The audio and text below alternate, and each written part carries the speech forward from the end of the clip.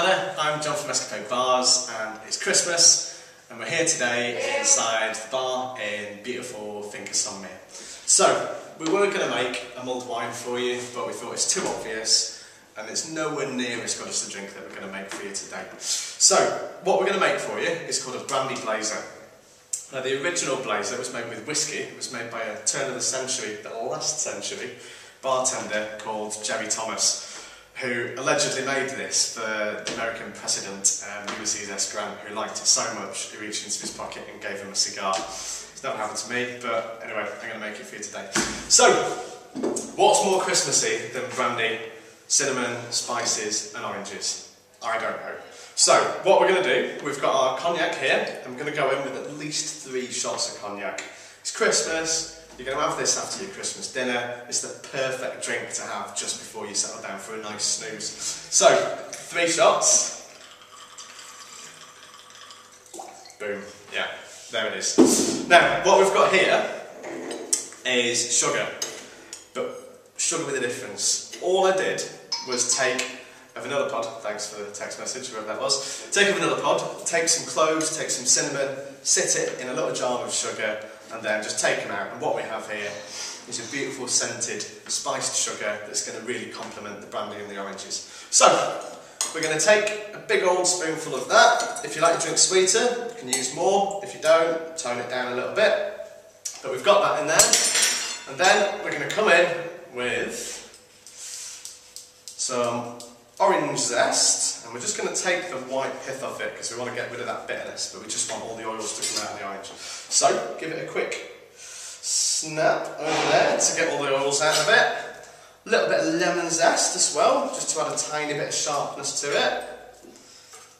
And once again, we're just going to cut off the white pith because we just want the oils, we don't want the bitterness that's going to come out of this, come out of the pith.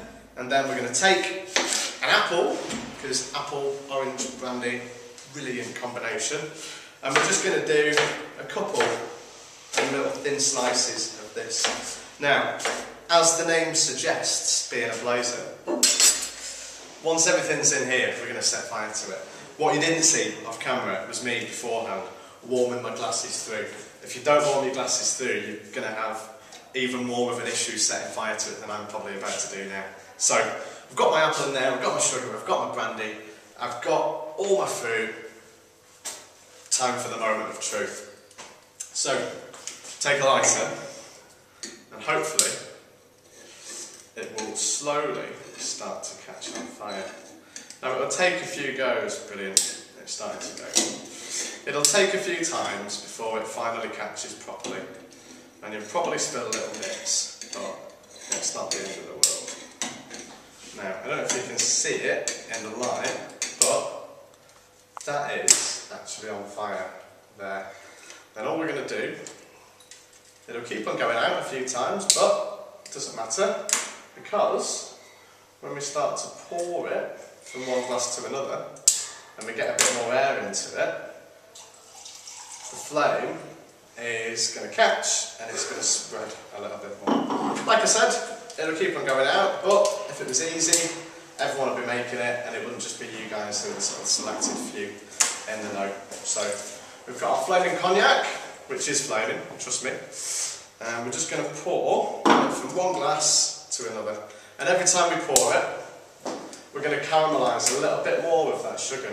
And if you can see in the bottom of the glass, which I know you can't, but I can, that sugar is just starting to sizzle there. It's just starting to turn into a nice caramel inside the drink. And you can just hear it, you can just hear it. You can see the flame now against my black t-shirt, I'm hoping. And then as I start to pour it from one glass to another, and if I just shut up for a couple of seconds, you can hear it sizzling. Now, how cool does that look? I mean, yeah, it's a brilliant drink, but part of the thing with cocktails is it's about theatre. There you go. That's the monkey. So, there it is. Nicely on fire. All my fruit's caramelised, all my sugar's dissolved as I look at it. Can't serve it in this glass because you don't want people to set their faces on fire. All we do is give it a little pour, and then all the fruit sticking in the big glass. just to encourage it down in there. So what you've got, if you could smell this, I wish that I could get you to smell this cocktail, because all you get the sweetness from the brandy, you get the flavour of the spices and the vanilla and the cinnamon and the ginger, and you get the apple, and you get the caramelised apple effect coming through at the end. So, if the flame's not dying out, just put something over it like that. Don't blow on it. Won't help. Just sort of starve it of the oxygen like that. And then, there you have it. You see it steaming away there. Now, Christmas Day, when I've had my dinner, and I'm sitting there watching The Great Escape, this is exactly the cocktail that I want to have in my hand.